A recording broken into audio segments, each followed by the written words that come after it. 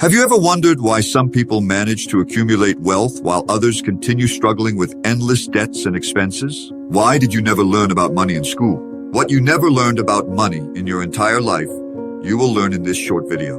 Get ready for a journey of discovery where we will reveal secrets about how money really works far beyond just saving. Let's dive into the world of personal finance, entrepreneurship, and much more. Are you ready to change the way you think about money? Then stay tuned because this is a conversation you won't want to miss. Do you know the boxer Mike Tyson? Well, he was the greatest boxer of all time, earning millions of dollars throughout his life. It is estimated that he made over $300 million during his career. However, he declared bankruptcy in 2003 with a debt of $30 million. So I ask you, why do many of our actions or motivations in life have an unbridled desire to make a lot of money? Tell me why you want it so much, especially when the big problem seems to be our ability to manage it. Now learn a great lesson. Money does not tolerate disrespect. It is an excellent employee, but a terrible boss. Learn to master it, or it will master you. Americans now have the highest credit card debt in history. Haven't you learned anything? Debt is an invisible burden carried by the most vulnerable in the country. Sure, this is not everyone's reality, but consider for a moment your own attitude towards money and how money manifests in your own life. What is money to you? When you receive a certain amount, how long does it stay in your possession? Probably it leaves your hand very quickly, doesn't it? This has put you in a vulnerable position, a vulnerability that has brought you close to a get-rich-quick scheme. That's when you'll see an ad from a guru saying, you can get rich if you buy his course. While my entire channel aims to address these topics in one way or another, I realize that our perceptions about money are sometimes more crucial than our ability to generate it, especially when our own brains are programmed in a way that prevents us from being financially free. Does it really matter if you are making more than 6 figures a year, if by the end of the year you have nothing in your account? Where does that make sense? It is time to solve this mystery, and not only that, but to explore a better way to understand money. The truth is that we were taught to earn money and spend it immediately, but in reality, it should be to earn money, invest a good part of it, save, and only then spend. Now think, what is money? Or rather, what does money represent when you make a purchase on Mercado Libre? When you are paid for your time working at a job, what is the meaning of money in these transactions? Money is commonly defined as a medium of exchange, a tool that facilitates the sale, purchase, or trade of goods between parties. But I don't believe that says much about what money truly represents. I think the best way to look at money is as a measure of value. You hand over a certain amount of money to buy something because you perceive its value to be equivalent to the amount of money given. Of course, the price is often not determined by you as an individual, but by the market as a whole. But focus on this point, money equals value. Why is this so important? Because we often give money a moral meaning. A quote I am sure you have heard is that money is the root of all evil. We look at someone who seems to have a great deal of wealth and think they got lucky in life or were dishonest, that someone had to lose for them to win. And it never crossed your mind that the person generated value to earn that money. Understanding that to make a lot of money you have to generate a lot of value is the best way to see that money is not necessarily bad, nor does it make a person bad. Of course, there are things like scammers who convince you that what they have to sell is worth it. But that doesn't say much about money, more about the person themselves. Money simply opens up your options and broadens your horizons. The choices you make with that money have everything to do with your own moral dispositions. So money is an expression of value. Money merely amplifies who a person already is. If a person becomes arrogant when they get a good amount of money, it is because they have always been that way. They just never showed it. Now that they have money, it has amplified what they already were. If a person is humble without money, with money in their pocket they will become even more humble, because money only amplifies who the person already is. Now, how does this change the reality for someone living paycheck to paycheck or someone consumed by credit card debt? Simply mentioning that money equals value doesn't change anything. I can make you see money in a different way, but how much of this is practical advice? To answer this question, I will need to ask another question. What is your relationship with money? Money will enter your life and leave. This is a relationship that is often expressed by your income and expenses.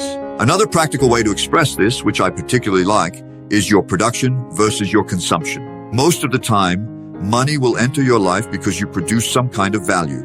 And for most of us, that value will come in the form of work, a job.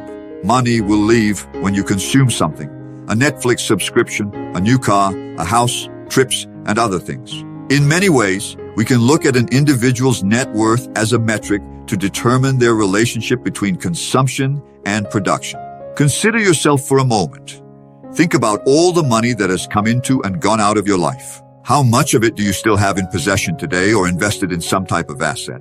Do you think you are imbalanced or need improvement? The likelihood is both, but for most of us, the biggest problem lies in our consumption. There is a study revealing that 98% of Brazilian workers spend all their salary. It was also found that among workers who earned $1,000 or more per year, 1 in 10 of them also spends all their salary. Now you could argue that someone who earns 6 figures a year might still want more.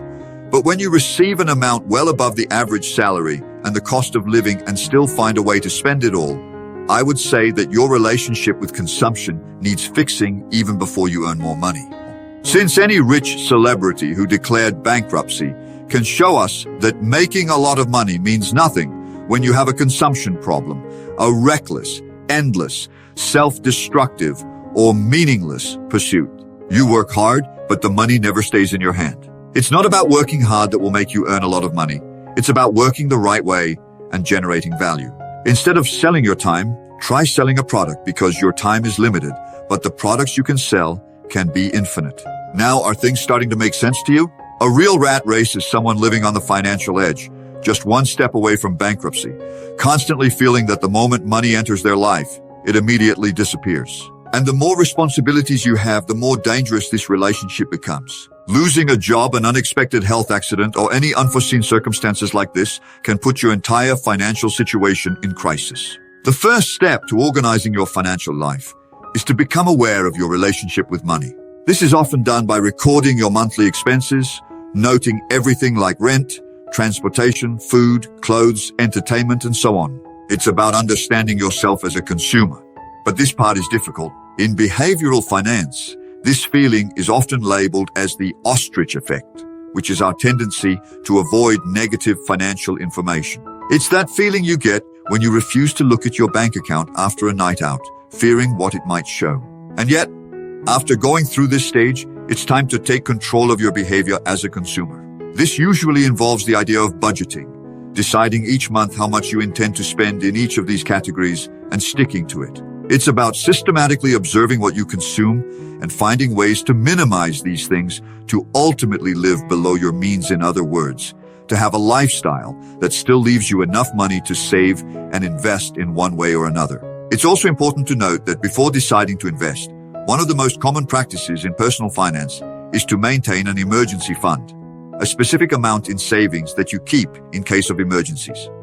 This reserve would have a value equivalent to 3 to 6 months of expenses. But why is the idea of living below your means important? Why would we choose to do the opposite? Why would we choose to live a lifestyle we cannot afford? I could make an entire video about our cognitive biases. The ostrich effect is just one of them that can affect your financial condition. There is a tendency to favor short-term rewards over greater rewards in the future. You choose to buy a new pair of shoes instead of saving that money for a future investment. Most of the time, you don't even need the new shoes. You just bought them to impress people you don't even like. When people around you are buying something, you also buy it, simply to avoid the feeling that you are being left behind. When your neighbor buys a new car, you buy one too. They buy expensive clothes, you want to buy them too. They renovate the house, you do too, all in an attempt to impress or try to keep up with others due to some form of social pressure. However, in today's world, they are not just literal neighbors. They are much more present than that. We are all vulnerable to social approval. We really care about what other people think of us. But the problem is that we measure our self-esteem by the number of people who like what we post on social media. To be clear, I'm not saying that buying an expensive piece of clothing, jewelry, or a new car is a bad thing. Nor do I think that consuming is a bad thing. The purpose of this video is not to philosophize about the repercussions of a materialistic view of the world. It's to draw attention to who you are as a consumer. Do you care more about appearing to have money or actually having money? Be careful, pretending to be rich can truly make you poor. The rat race is not just working from 9 to 5 at a job, but living an entire life chasing things, be it a salary or a material possession, so that your greatest goals and life ambitions are relegated to continuing this race. Do you want to get out of this race? It's fun to talk about making money or imagine having the maximum possible wealth, but what's the point when your relationship with money as a consumer means losing everything or having to work non-stop to finance this lifestyle? That is the real rat race. But with all that said, let's talk about how to make money now. Let's dive a little deeper into the stock market and opportunities to make money. Because for a long time, personal finance and stock market channels have been great for learning how to invest your money. However, if there is one thing I wish they would talk about more, it would be the ability to make money.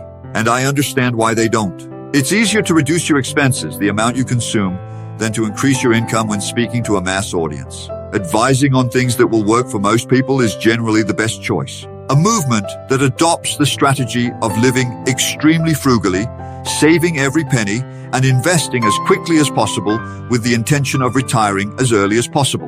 Minimalists also share a similar view, although more rooted in philosophical positions about the world and materialism. Largely, the people who create this style of finance-related video promote strategies that fit the spectrum of living with little, saving a lot of money, and investing long-term.